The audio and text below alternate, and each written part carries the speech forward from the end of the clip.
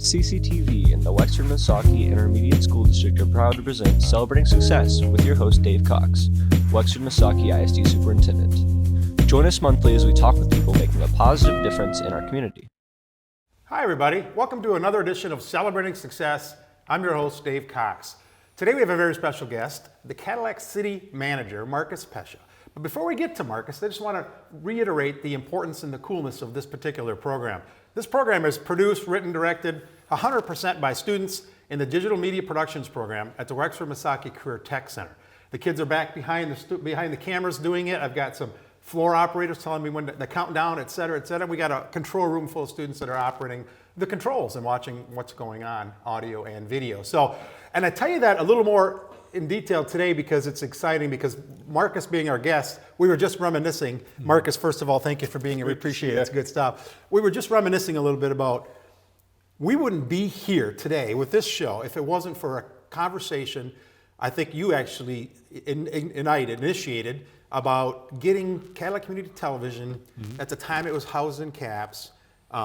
Let's talk a bit about that, because you kind of started that. So it's interesting. We got to give you a lot of kudos, and the students should as well. Without this gentleman's foresight, we wouldn't be here today. Well, I am tickled one to be here today, and Happy New Year. This is really a neat opportunity, and thank you for this chance to come on the show. And Dave, you're right. There was a very long-standing, great relationship, and there still is a great relationship with the city and Cadillac Area Public Schools.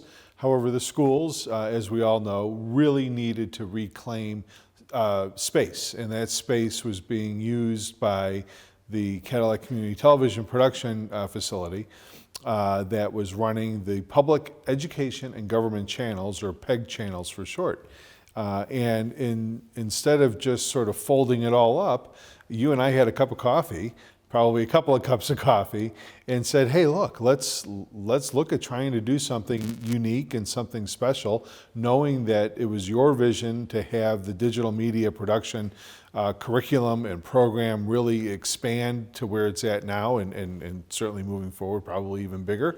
It was just a match sort of made in heaven, the synergy between our organizations and the opportunity to enter into an interlocal agreement where the two municipal type entities got together, ironed it out, the details, brought in the third party, that being Newsnet now.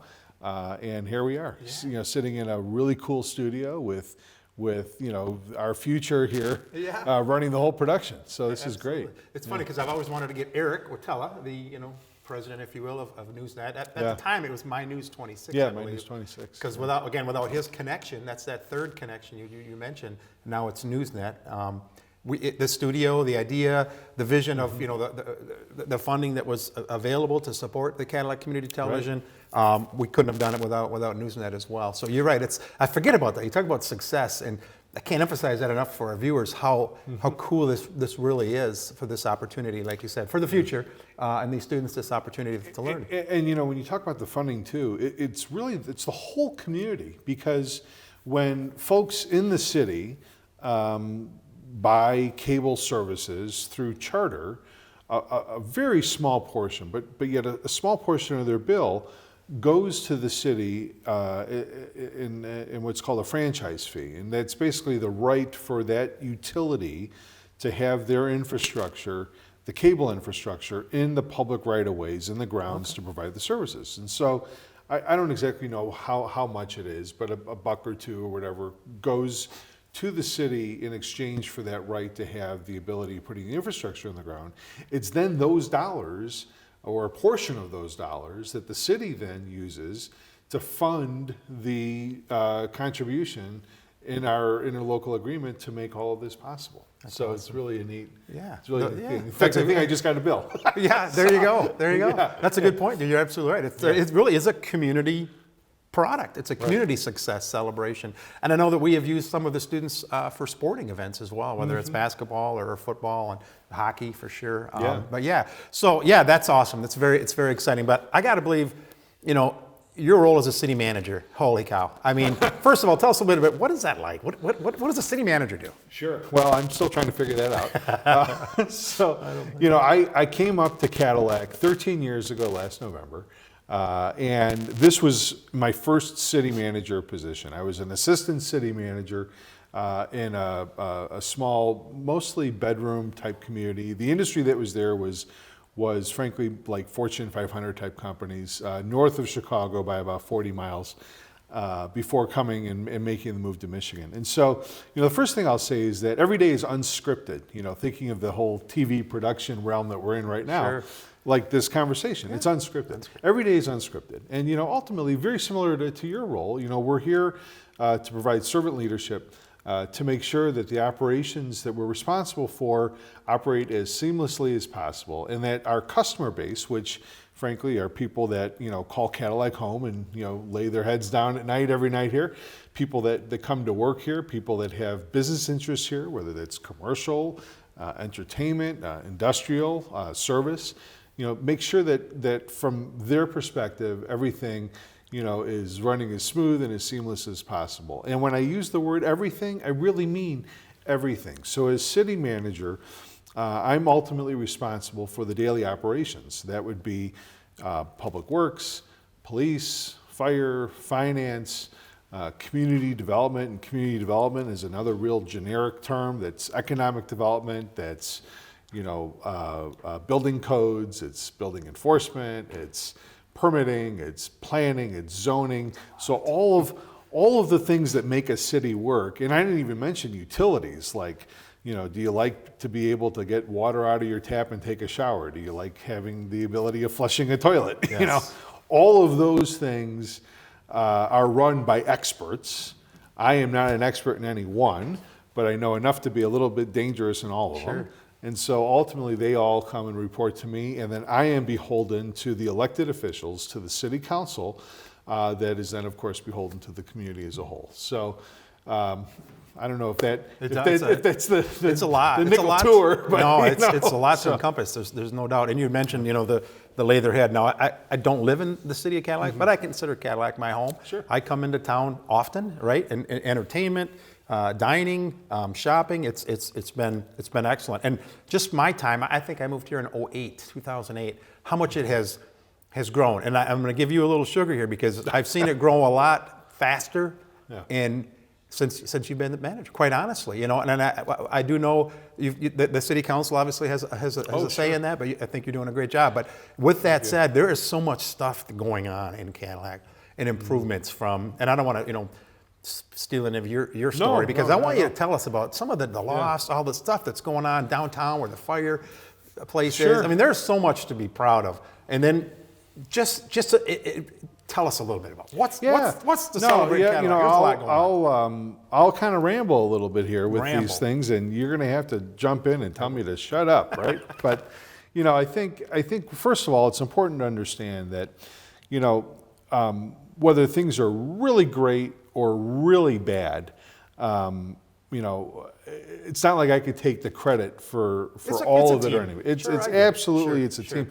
More than a team, it's really a community, and I know that people talk about how special Cadillac is or how special the community is, and I can tell you, and I've been in a few different places, very, very different demographically, both social, economically, polar opposites in certain instances, but I'll tell you that Cadillac really is a special place, and what makes this place special are the people that are working for the companies and the public agencies and the nonprofits that all have perhaps not the same vision, but all have a vision that want to progress the community forward. And so, does everybody always get along? No, of course not. But do we focus on how do we make this a better place for people to live in, work in, play in, invest their time in, raise their families in, have people come in and invest money in so we can grow and expand? Yes is the answer to that question, just sort of flatly out there. And so over the last decade and a half, the city, has like other cities across our country, had to deal with economic woes. We're certainly never going to be out of the woods, but we took the reins and we said, we need to start investing in ourselves. And we looked at using one-time use type dollars that we couldn't use to necessarily go and and increase our staff or our operations, because those create legacy costs. Sure. But dollars that we could use to really improve ourselves. And granted, when you build something new, you still are going to have legacy costs to maintain them, but they're not necessarily as large as when you add in a lot more staff or things of that nature. So we looked at areas, especially in the downtown core area, that could use some sprucing up. And we worked with state agencies. We worked obviously with our elected boards and our appointed boards and commissions. And we created Cadillac Commons. Cadillac Commons took a frankly blighted parking area that had really difficult traffic movement, situations happening. We completely leveled it. That's where we built the plaza. That's where there's the fireplace and the splash And for reference pad. for the viewers, that's right off the lake there, where Right off the lake, where the yeah. Shea is, the locomotive and all that. Yep. Between Cass and Harris Streets, off of Lake Street to the west, and Mitchell Street downtown to the east. So we built a place where, whether you want to shop or dine or not, and just experience community and fellowship, you can go there. It's free. You don't have to spend any money, and if you do, then there's lots of opportunities for you to do that as well. Yeah. But we didn't have that before. Certainly people could come to the lake and enjoy the lake and the lakefront park. People could go to the trails and do that as well, and hike and play disc golf and do all of those other outside things. But we really didn't have a place for people just to go downtown to visit and to celebrate one another and to just Isn't enjoy there even an the ice city. skating rink there? There is, not this winter. We're Okay. doing sort of a little pilot, thinking, did not we know might relocate it under the market once we can get the drop down sides. But there was one fixed. there, right by the There was fire- one. yeah. We still have it, yes. But it's really a neat, all year round type space. That triggered a lot of community involvement and engagement. We had people fundraising across the state to help us build it. We had state agencies grant us lots of money. The Cadillac Chamber of Commerce, their leadership program provided a huge donation to help us create the splash pad component to it. And it just that project just led to another project to another project. So, we built the market at Cadillac Commons, which is another multi-purpose space. We renovated the Rotary Pavilion. I'm a little out of order in terms of my dates, but we renovated the Performing Arts All in that Pavilion. same area? Yeah. All in that same area. We just cut the ribbon on the trailhead, which extends the 99 or 90 mile trail that goes from Cadillac all the way to Comstock Park. Brought that into the parking area just adjacent to the After 26 Depot Cafe. So it's all in that same area.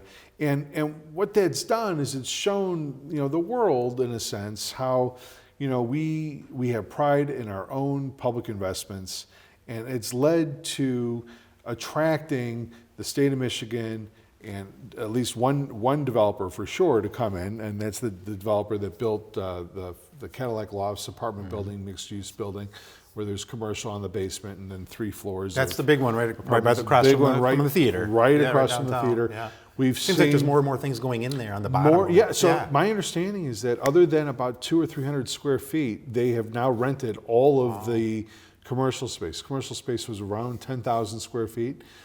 So there's a really sort of small sliver space that's left. Phase two is another building, a sister building. Right next door? Right next Okay, door. I was wondering if that was going to be parking or not, but that's going to be. Yeah, phase so two. frankly, unprecedented inflationary pressures have hit. Access to materials and labor, coupled with those inflationary pressures, have put a couple of projects just frankly on pause. They being the developer bid out, phase two, and it came in several million higher than phase one. And they're a nonprofit group, so they have to wait till Time out. time out. Things have to realign, Sure, and then they're going to go for it. At the same time, we're working with site selectors down in Grand Rapids right now, trying to help them find a spot in the downtown. So there are still some interested parties looking at building new things in Cadillac. We're also working with a site selector looking at bringing in another international business in the industrial sector. So, it's really It's interesting how big that industrial park really is in Cadillac. People don't realize that within the city limits. And what they did to the other day when I went by taking care of some of the issues that the whatever you call brownfield or blight area. Sure. Now it's all nice solar solar panels. gardens, along with the spirit of collaboration and community, and again, what makes Cadillac a special place. There's a private nonprofit group in Cadillac, Dave, that was started, I want to say, in the mid to late 1950s, early 1960s, called the Cadillac Industrial Fund. And frankly, it is what it sounds like. It's a group of industrialists that formed a group to try to help each other out and help business flourish. This group was instrumental in collaborating with the city in getting a host of different liens taken off the property that were held by the state. And this was after the fire burned. The fire burned an old Chris-Craft plant many years ago at this point. But they helped us get through a lot of the bureaucratic red tape that otherwise we were really struggling with. And they helped get a deal together with Consumers Energy, where Consumers Energy then stepped up and built what they call a community solar garden, which is really cool, really unique. There's only a handful of them in the state. And that partnership had then led directly to the state of Michigan Environmental Agency opening up their purse to help fund the environmental cleanup of the site after the fire. So, now what we have left is a site that has a renewable energy source on it, where area businesses can actually sign up to have some of their power offset by buying solar credits or solar blocks that then result in a credit on their bills, which is a neat thing to begin with. Plus, we have about 12 to 14 acres of available property that's now ripe for industrial redevelopment. Nice. All of which, took a village in a sense. Yeah, absolutely. To talk make about success. happen. You're right. It is a community. When you mentioned the consumers piece, it's. They take years. They take years to get to this point. Especially with that fund you mentioned, Cadillac Industrial Fund. So going back real quickly, one of the things I thought was interesting to the Commons area was, and I believe you had mentioned the Cadillac Leadership class, I believe they also supported and helped with the renovation of the roof, if you will, over the shade. And the reason I say that is interesting because I appreciate the fact that all that new stuff, but they're still kept that history, right? So somebody can go up there and understand what's that train doing there, read a little bit about it. And that train was instrumental in the history of Cadillac being the place that it is today. So I appreciate that. I think it was the Cadillac leadership. It was Cadillac leadership. And one of the things that is important for somebody like me when you're running a city organization, not to lose sight of and to try to encourage and plant seeds and keep in the forefront of people's minds, whether they're your own staff or whether they're people coming in to develop in your community, is you have to be careful about forgetting who you are. And when I say that, I'm not saying like forgetting who I am. Right. I'm talking about forgetting who the community is. Yeah. What is your history? What is the character of the community? What was it? Where are you today? And where do you want to go? And that the historic Shea locomotive that was used by the founding fathers of this whole area, right? Easily in a sense could have been relocated to some other area in town or maybe even out of town to become an attraction point. Or just eliminated. Or just eliminated. Yeah. But instead, there were enough people that recognized the importance of still celebrating where Cadillac came from, and keeping that there, and then pumping in significant dollars through donations. It wasn't coming from the taxpayer in a sense. Absolutely. To make it community work. involvement. Community involvement again. It makes me go back to one of the other things you talk about are the vision and the forefathers of Cadillac and the lumbering era, how wide Mitchell Main Street is, right? And when you go to any other town, like Big Rapids is where I moved from, that Main Street is significantly smaller. But the vision that they had, obviously, for what they were going to use that road for, and then that work that was done, I don't know how long ago that was, but when that Main Street was all redone, it's just so nice, it's just so inviting and so downtown. The appeal is very, very nice. And I'll tell you, I've been here now a little over 13 years, and was it done during your time here? No, it was done. So it's been longer. It was done, okay. but not by much. Okay. I mean, it was It was done by the state of Michigan maybe 14, 15 years ago. But every year there is renewed conversation about should the lane configuration change? Should we try to create more of a quaint, walkable downtown within a certain core area? Not necessarily the whole downtown, but should we look at trying to widen the sidewalks even so you could have more sidewalk cafes or pop-up art type events or sidewalk sales? Sure. How do you do there? How do you get there? And we unfortunately had a city employee hit by a car, actually, trying to cross the street in a crosswalk that was not a mid-block crosswalk, but a crosswalk that was How's lit. he doing, by the way? He's doing great. Good. But the joke is that we intentionally threw him out there, to try to move the conversation forward, which of course is not true. but it is sparking again the conversation of, what do we want to be when we grow up, right? Do you ever grow up? And when you do, what do you want? Right? What do you want to be when you grow up? What do you want your downtown to look like? And these are nothing but conversations. Mm-hmm. And the reality is to make wholesale changes where you are talking about creating more pedestrian-friendly spaces, limiting traffic flow, and it takes time, and it takes money. So even if you had all the political and community buy-in, even if you had who's paying for it, all of that, and all the studies done, you still need to have the ability to write the check, which is a whole other issue. Sure. But maybe in my time, maybe not in my time. We'll get this could there. be a goal, right? Right. And that's that perpetual state of you never settle for what's next. How good to great, right? How can we get there? Great book. Yes, it is. Jim Collins, absolutely. Yes. So let's freeze here and let's go to the other side, the west side of Cadillac, where a lot of people I don't think people really understand that that's Cadillac city limits. Absolutely. But there's been some unique and some really good things going on out there. Tell us what's going on the west side. There has been. So the west side is really unique, and depending upon the day of the week and kind of which way the wind blows, whether it's people that have vested interests out in the west side because they own property there or their businesses there, or it's people that are passing through, they either forget that they're in the city or they think that the city has forgotten about them, which is certainly not true at all. It's really a situation that's quite different than on the east side or the downtown side, and while there's a lot of similarities, it's really because of the lay of the land. So, both sides of town are MDOT right-of-ways. It's MDOT streets, MDOT sidewalks. City's responsible to maintain on behalf of MDOT those streets.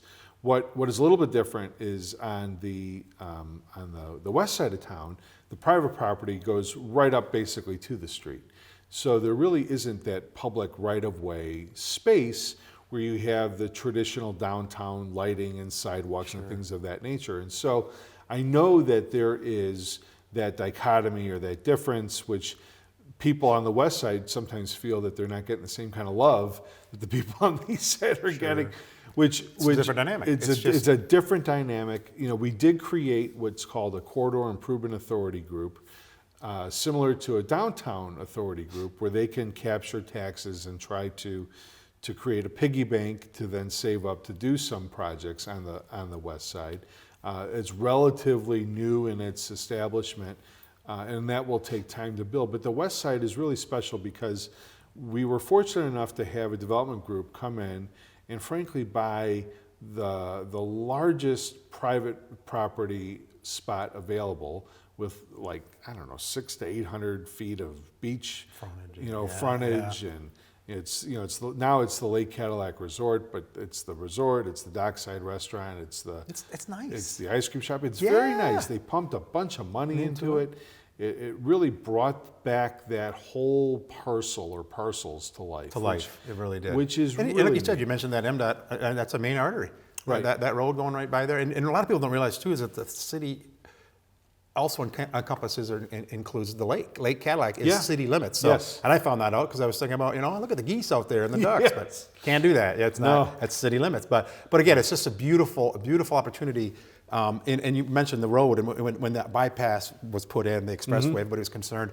I don't think it's hurt Cadillac at all. And again, I think a lot of it is credit to you, Marcus, for your vision, your leadership, because you're right, it's pulling a lot of people together, a lot of different personalities. There's some political stuff on that. I get all that, but it takes strong leadership, and appreciate that, because I love Cadillac. I think it's awesome. You mentioned geese, and I will tell you that we do have a geese removal program when we're allowed to. There you go. So last year, the state of Michigan, because of avian flu, Sure, they canceled everybody's permits, so we couldn't remove the geese.